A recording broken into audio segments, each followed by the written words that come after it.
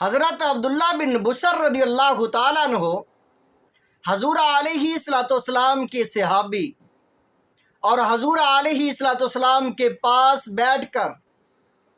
کلام رسول احادیث رسول سننے والے،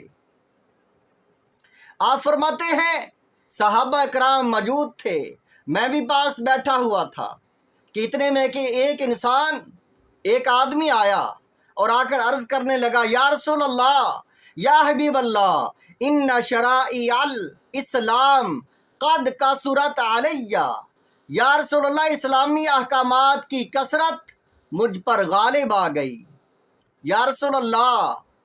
اسلام کے اتنے احکامات میں پورے نہیں کر سکتا۔ یا رسول اللہ، میں عاجز آ گیا ہوں، مجھے کوئی آسان کام بتائیں، مجھے کوئی آسان کام بتا دیں۔ عرض کی، یا رسول اللہ، فاخبرنی بشیء اتشبت بہ، یا رسول اللہ، مجھے کوئی ایسا حکم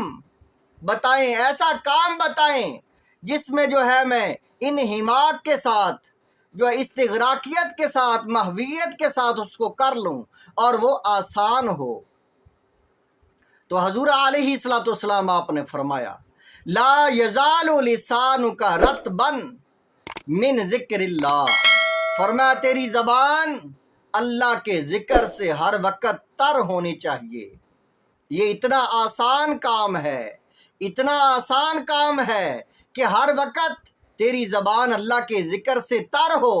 اور یہ تو کر سکتا ہے، یہ مشکل بھی نہیں ہے، اور یہ درجات فضائل میں بھی سب سے بڑا ہے۔ حضور علیہ الصلوۃ والسلام آپ نے فرمایا، ذکر الہی اللہ کے رستے میں صدقہ خیرات، سونا چاندی خیرات کرنے اور اللہ کے رستے میں جہاد کرنے سے بھی افضل ہے۔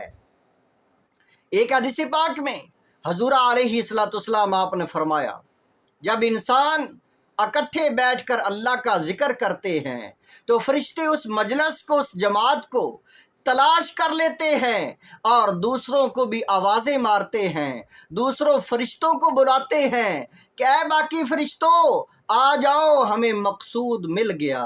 ہمارا مقصد حاصل ہو گیا۔ یعنی وہ فرشتے ذکر الہی کی مجلسیں تلاش کرتے ہیں، جب مل جاتی ہے تو دوسروں کو بھی بلاتے ہیں، فرشتے اکٹھے ہو جاتے ہیں۔ حضور علیہ الصلوۃ والسلام آپ نے فرمایا، وہ فرشتے اپنے پروں سے اس مجلس کو ڈانپ لیتے ہیں، جب اللہ کے سامنے پیش ہوتے ہیں تو اللہ تعالیٰ فرماتا ہے، اے میرے فرشتوں، میرے بندوں کو کس حالت میں چھوڑ کر آئے ہو؟ وہ عرض کرتے ہیں، یا رسول اللہ، تیرے بندے ذکر الہی کر رہے تھے، وہ تو تیرے ذکر میں محو تھے، یا اللہ، وہ تیرے ذکر میں مشغول تھے، ہم ان کے پاس گئے، وہ بڑا پیارا تیرا ذکر کر رہے تھے، تیرے قرآن کی باتیں کر رہے تھے، تیرے حبیب کی باتیں کر رہے تھے، دین اسلام کے احکامات بیان کر رہے تھے، تیری شان و عظمت، تیرے احکامات بیان کر رہے تھے، یا رب العالمین، وہ تیرے بندے ہمیں اتنے پسند آئے کہ ہم ان کے پاس بیٹھ گئے اور اپنے پروں سے اس مجلس کو ڈھانپ لیا۔ تو اللہ تعالیٰ بھی اپنے پیارے بندوں کی تعریف کرتا ہے ان فرشتوں کے سامنے اور فرماتا ہے، میں نے اس مجلس کو بخش دیا ہے۔ ذکر الہی کے اتنے فوائد ہیں،